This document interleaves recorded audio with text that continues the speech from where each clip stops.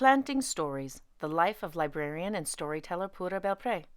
Words by Anika, Aldamuy, Denise, and illustrations by Paula Escobar. It's 1921. Pura Teresa Belpré leaves her home in San Juan for a visit in Nueva York. Words travel with her, stories her abuela taught her, cuentos folclóricos Pura retold in the shade of a tamarind tree in Puerto Rico. Now a new island stretches before her, ripe for planting seeds of the cuentos she carries.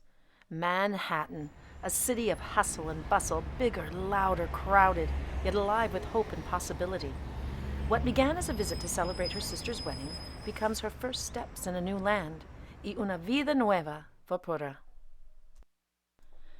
She works first in a garment factory, but it's cold floors and hard edges, not the soft, fertile ground where seeds take root.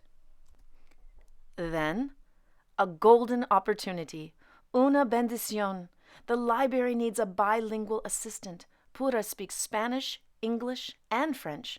She is perfect for the job. But where are her abuela's stories? Not one folktale from Puerto Rico is on the shelves. How lucky for the library that Pura has story seeds ready to plant and grow. In the children's room, she lights the story hour candle and begins. Her eyes dance and her voice sings. Pura's words paint a picture of a little house with a round balcony, where Martina, a beautiful Spanish cockroach, meets Perez, a handsome, gallant mouse, El ratoncito Perez y la cucarachita Martina, a tale from the tamarind tree. When Pura's story is done, each child makes a wish on the candle, and with a wisp of air, whoosh, la vela is blown out. Now Pura has a wish to plant her story seeds throughout the land. Pura learns to make puppets. She snips and sews their clothes, paints their delicate faces. Families come to hear folktales in Inglés y Español, to watch Pura's puppets dance across the stage of her stories. But the library needs libros for its shelves. How can more children read Perez y Martina and other cuentos de Puerto Rico? Pura puts her story in an envelope and mails it to Frederick Warne, a publisher. Soon, Perez y Martina is a book. Now a published author, puppeteer, and storyteller, Pura travels from branch to branch, classroom to classroom, to churches and community centers, planting her story seeds in the hearts and minds of children new to this island who wish to remember la lengua y los colores of home. Writing, learning, speaking, teaching, traveling, Pura does not slow down until, like the beautiful Martina, she meets her Perez. On a December day in New York, Pura marries the musician Clarence Cameron White. Un año away from the library, she decides, 1 year to start a new life as a wife. But a year stretches on. Together they travel to new cities. Clarence plays his music. Pura tells her stories. There are happy years of music and writing, separations and reunions, friends, family, and stories. Always. Until on a June day in New York, Clarence stops playing his music, and Pura's story must begin again. It's 1961, and Pura returns to the library.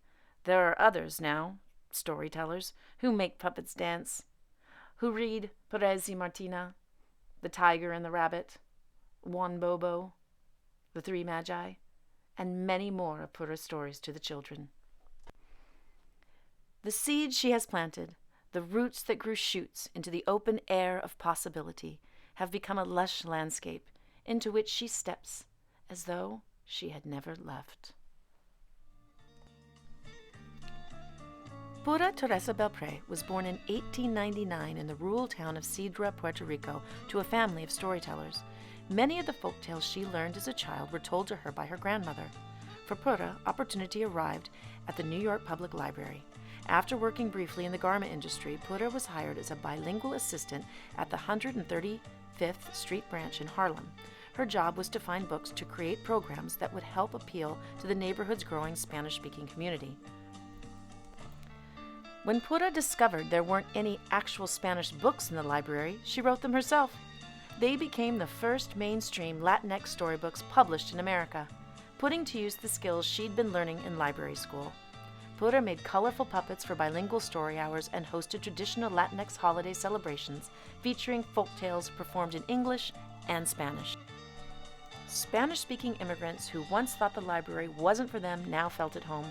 Pura's boundless energy, curiosity, and captivating storytelling transformed the branches where she worked into vibrant cultural community hubs.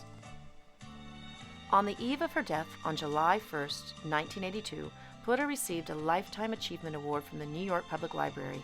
Now each year, the American Library Association recognizes outstanding works of literature by Latinx authors and illustrators with the Pura Belpré Award.